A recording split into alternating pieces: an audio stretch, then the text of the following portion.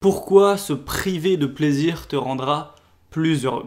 Aujourd'hui, on va parler vraiment fondamentalement de bonheur. Donc, on va un petit peu faire des maths aussi, tu vas voir, ça va être assez particulier. Je crois que pour la première fois de ma chaîne, je vais te montrer mon écran, un petit peu comme quand je fais dans mes formations payantes, etc. Voilà, on va schématiser tout ça parce que souvent dans mes vidéos, je dis voilà, je donne les conseils de faire du sport, de travailler un peu, d'apprendre, de lire, de faire des choses un petit peu désagréables, à court terme en tout cas. Et je dis que ça te rendra plus heureux. Et souvent on me dit dans les commentaires ah là là, mais pourquoi tu veux toujours te sacrifier? La vie, il faut la kiffer au bout d'un moment. Tu manges diète ou je sais pas quoi, tu fais du sport, au bout d'un moment, lâche-toi et tout.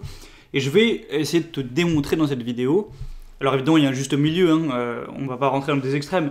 Mais je vais essayer de te démontrer pourquoi agir comme ça, donc lire, faire du sport, ne pas manger de Nutella, des trucs comme ça.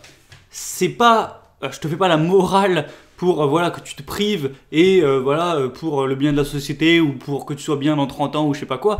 Je vais te montrer que même à court terme, ça va te rendre plus heureux de faire ça. Donc je vais te schématiser tout ça, donc allez hop, je mets mon écran à l'écran pour que tu vois ça. Donc on va faire un petit peu des maths. Donc je t'ai dessiné l'axe des ordonnées où on a l'axe du bonheur. Donc plus c'est haut, plus c'est du bonheur. Plus c'est bas, plus c'est du malheur. Donc en gros, pour faire simple, allez, on va prendre une couleur au pif. Si tu prends là, je te file un shot d'ecstasy, que tu prends de l'ecstasy. Bon, je sais pas combien de temps ça m'a effectué, mais tu vois, t'es normal et tout. Là, tu prends de l'ecstasy, bam, allez, ça va faire ça, tu vois.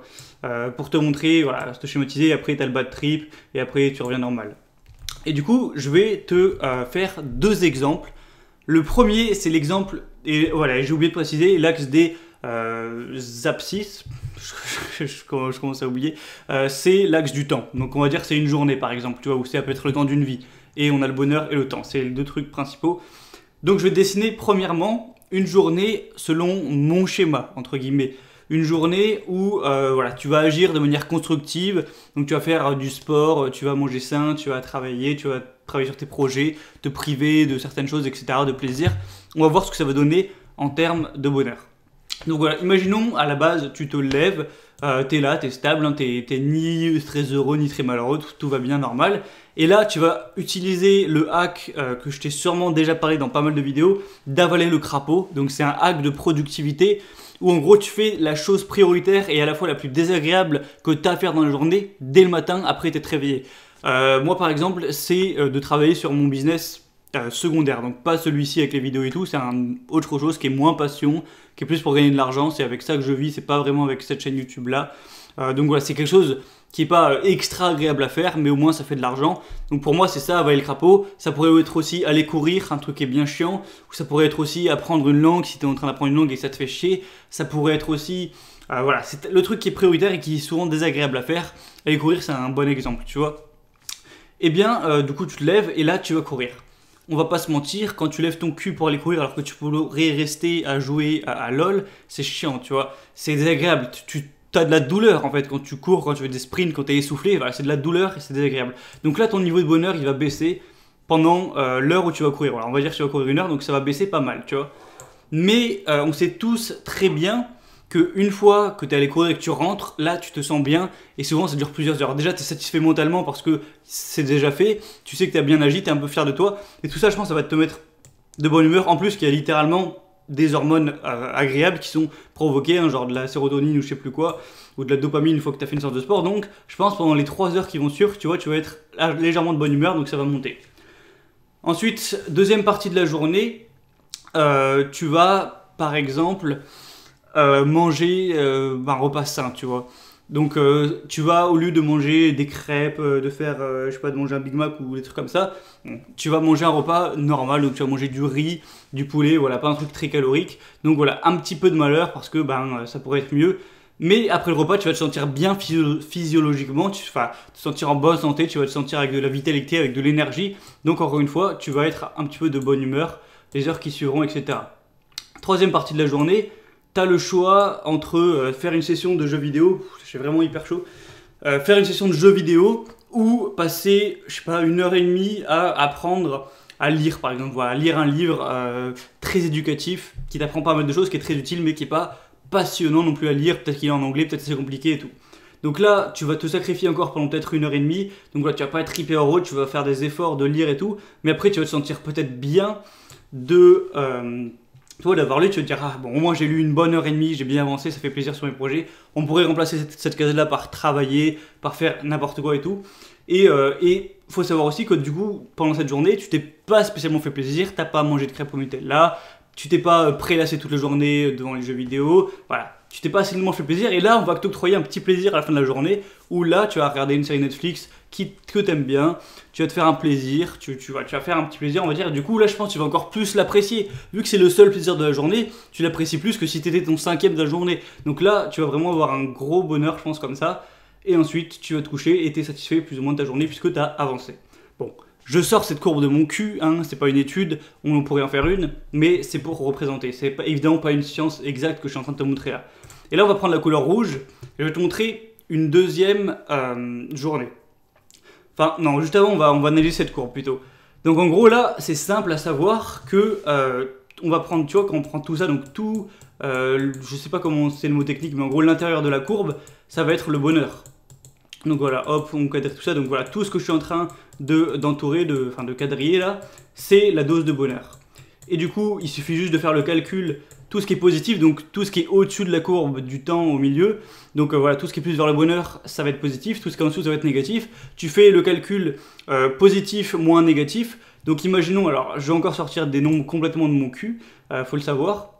Donc hop, on va écrire...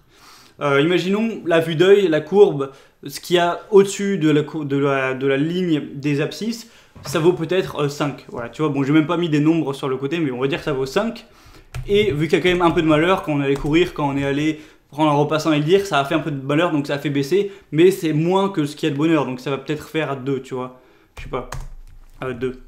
Et du coup, bah, au final, on se retrouve à 3, donc à un niveau de bonheur de 3, ce qui veut rien dire, mais c'est une unité de mesure. Donc voilà, on est à 3 pour ma journée de mon type, voilà, de ce que moi, le type de journée que j'ai. Maintenant, on va prendre une journée de quelqu'un qui se prélasse, qui se fait très plaisir, qui, entre guillemets, profite de la vie, tout ça. Donc, il se lève, il commence premièrement par un petit déjeuner délicieux. Voilà, il va bouffer plein de trucs de délices, il va aller peut-être à la boulangerie, se faire un pain au chocolat, tu vois, donc déjà il commence sa journée, il est très bien comme ça. Problème, c'est que après avoir bouffé ça, il se sent un peu comme une merde. Voilà, du coup, voilà, il est pas hyper bien, il a un peu de mauvaise humeur. Voilà, il se sent pas physiologiquement très bien. Ensuite vient le moment où il hésite à aller faire du sport. Voilà, il se dit bon, c'est très bien que j'aille courir, tu vois, mais j'ai commencé la journée avec un pain au chocolat, c'est pas trop le type de journée que j'ai envie de passer. Donc il va se dire bon allez c'est bon, la flemme, je vais je vais juste rien branler, juste jouer aux jeux vidéo toute la journée et tout. Donc là ça lui fait plaisir, il se met à jouer aux jeux vidéo, donc il fait le choix de pas aller à la salle, donc ça lui sécrète de la dopamine, il est content. Donc hop, petit shot de bonheur. On pourrait remplacer ça par regarder la télé-réalité ou je sais pas quelle connerie. Sauf que bah voilà, quand tu joues aux jeux vidéo, t'es content au début, mais au bout de 2 heures que tu joues, bah t'es plus à l'éclat total. Donc ça baisse petit à petit. Et au final, il commence à se sentir vraiment comme une merde parce qu'il commence déjà à arriver à un moment où il a rien foutu de sa journée. Hein. Donc là, il se dit bon, allez, je me sens encore plus comme une merde. Tu sais quoi, je vais me faire une branlette. Au moins, voilà, ça va me faire plaisir quoi qu'il arrive ou je sais pas quoi. Donc là, il se fait sa branlette. Oh, là, c'est trop bien. Voilà, petit pic de bonheur comme s'il se prenait un shot de la drogue, tu vois, de l'ecstasy ou je sais pas quoi. Ça fait des hormones très agréables. Sauf que là, il se sent vraiment comme la dernière des loques. Voilà, il a rien branlé de la journée. Il va peut-être être de mauvaise humeur ou je sais pas quoi. Et voilà, au final, il finit sa journée plutôt dans le bas à se dire quelle journée de merde. Maintenant, on va refaire pareil. Je vais recadriller la courbe. Alors, encore une fois, je vais dessiner cette courbe de mon cul. Hein. Ce qui serait parfait, ce serait de mettre des mesures qui calculeraient le taux de bonheur avec les hormones sécrétées par les personnes. De prendre voilà, un type A de personne qui fait des journées comme moi et un type B de personne qui fait des journées comme la deuxième personne. J'aurais dû prendre un exemple. Et mesurer vraiment lequel a plus de plaisir. Et là, on voit que les courbes sont à peu près contrebalancées. On voit que les deux courbes sont à l'opposé. J'ai fait exprès, hein, évidemment. Normalement, en maths, on dirait que l'une est la dérivée de l'autre. Moi, j'ai fait exprès de faire ça. C'est pas exactement comme ça non plus. Sauf que le problème, c'est que là où il y a les petits pics, eh bien, pour ma courbe à moi, c'est dans le bonheur. Enfin, c'est dans le malheur, donc les plus petits moments où c'est en pic, c'est dans le malheur, alors que lui, c'est dans le bonheur. Donc en gros, lui, les bonheurs sont rares, et la plupart de la journée il est de mauvaise humeur. Moi, il y a des petits pics de malheur parce que je fais des efforts, mais le reste de la journée je suis de bonne humeur. Donc on va aussi calculer ça, encore une fois complètement approximativement, et moi là je dirais qu'au contraire, il a peut-être 2 points de bonheur, parce que voilà, il a des petits shots où il se fait plaisir, où c'est du bonheur, mais tout le reste de la journée il est de mauvaise humeur, il est de mauvais poil, il se sent pas bien, et du coup on pourrait dire qu'il a 5 de malheur, même si je suis pas sûr que ça corresponde forcément très bien. Et donc là, 2 moins 5, eh ben, on est à moins 3. Hop. Du coup, la première personne, elle s'est peut-être fait plaisir, soi-disant, voilà, elle s'est fait plaisir, une branlette, une partie de jeux vidéo, un bon petit déjeuner. Sauf qu'au final, quand on cumule sur toute la journée, eh bien, elle va être moins heureuse. Parce que quand je parle de plaisir, on va parler de bonheur et de plaisir, si tu as 3 instants de plaisir intenses dans ta journée, mais qui durent que 30 minutes, ça veut dire que tu auras 1h30 de bonheur et tout le reste, tu seras peut-être stable, voire de mauvaise humeur. Si tu fais 3 fois 1 heure d'effort dans ta journée, lire, faire du sport, manger bien, tout ce que tu veux, eh bien, ça va faire 3 heures où ça va être désagréable, où tu vas être peut-être pas très heureux, tu vas être de mauvaise humeur, tu vas faire « Ah putain, ça me fait chier d'aller courir et tout ». Donc 3 heures effectivement de malheur, mais si pour tout le restant de la journée, tu es d'assez bonne humeur d'avoir fait ça, tu es rentable sur toute la journée. J'espère que vous voyez ce que je veux dire, c'est-à-dire que le plaisir, en gros, c'est un bonheur qui est intense mais court et voilà. Alors que être un petit peu heureux de manière stable, être de bonne humeur, on pourrait appeler ça, c'est un bonheur qui est plus modéré, qui est moins intense, mais qui dure plus longtemps. Et quand on le dessine sur une courbe, la valeur totale de ce bonheur-là est supérieure à celle des plaisirs. Tu vois ce que je veux dire ? Bon, j'espère que j'aurai été clair. Moi, dans ma tête, c'est clair, mais je sais pas si en l'exprimant, tout le monde va bien comprendre ce que je veux dire. Et maintenant, je vais rajouter quelque chose, c'est que là, on a pris l'exemple que sur une journée, voilà, 24 heures, est-ce que c'est mieux de faire l'un ou l'autre ? Même si les deux étaient équivalents, tu vois, même si les deux étaient aussi heureux, que voilà, les courbes sont totalement équivalentes, que le deuxième est pas plus heureux que le premier qui a du plaisir et tout.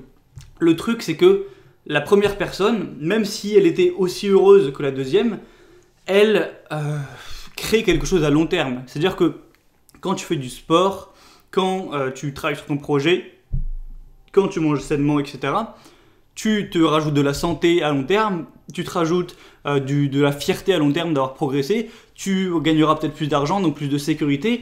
En gros, tu construis des choses pour dans longtemps. Et du coup, si on fait un switch de dans 5 ans, voilà, qu'on met ce schéma-là, mais dans 5 ans, eh bien, la personne qui est dans la courbe rouge, déjà, ce sera la même chose, sauf que en plus, elle sera peut-être en excellente santé, elle aura rencontré une personne qui lui correspond très bien au niveau amoureux, parce qu'elle prend soin d'elle ou je sais pas quoi, peut-être qu'il sera très cultivé d'avoir lu pendant des années, et du coup, voilà, il se sent bien, il comprend mieux le monde, ça lui a permis de gagner plus d'argent, de créer un business, et il est plus en sécurité, il a moins de tracas liés à l'argent, etc. Et au final, naturellement, on va pouvoir peut-être augmenter sa courbe de partout d'un point. Alors bon, tu vois, si je le dessine, ça va donner bizarre. Je vais prendre voilà, du rouge.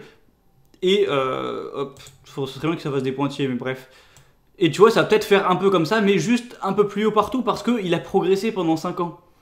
Donc du coup, il est juste un peu plus heureux qu'avant. Et peut-être que la personne de la courbe bleue, vu que il a fait ça tous les jours, donc il est peut-être en surpoids, en obésité, il a des maladies, il est en mauvaise santé, il se sent pas bien au quotidien, il a peut-être de la douleur physique liée à ça. Il a aussi peut-être une mauvaise estime de lui-même parce que il est devenu un petit peu moins bien qu'avant, il se sent comme une merde de pas avoir progressé. Peut-être voilà, il est pas beau physiquement, d'être gras, il a pas de partenaire ou il l'a perdu, donc il souffre aussi mentalement, moralement. Peut-être qu'il gagne pas assez d'argent parce qu'il a tout dépensé dans du porno, du Nutella, des jeux vidéo, des achats compulsifs, tout ce que tu veux, et au final il gagne pas plus qu'avant, voire moins, parce que voilà, il est un peu flemmard et tout, il a pas créé d'entreprise ni rien, et du coup lui il va forcément avoir plus de tracas à l'argent ou je sais pas quoi, et du coup tout cumulé, peut-être que lui également, ça va être comme la dérivée de la première courbe, ça va accentuer ce qu'il avait déjà, c'est-à-dire du malheur, et du coup il va être un peu moins heureux que ce qu'il était avant. Donc si on part du principe que même les deux courbes étaient équivalentes, la courbe rouge, à long terme, elle augmente vers le bonheur. La courbe bleue, elle augmente vers le malheur. Donc dans tous les cas, même si à court terme, je pense que la courbe rouge est supérieure que la courbe bleue, ce qui est sûr, même si elles étaient égales, c'est qu'à long terme, la courbe rouge augmente. Donc j'espère avoir été clair avec ce schéma. Voilà, je vais enlever un petit peu mon écran. Alors j'arrête de filmer. Je vais remettre ma tronche en gros. Donc c'est-à-dire, pour résumer... oula, on va pas mettre le son. Pour résumer, si en une minute, voilà, tout résumer. C'est-à-dire que si aujourd'hui tu passes des journées entre guillemets productives, Déjà, moi je pense que tu vas passer des meilleures journées en tant que tel.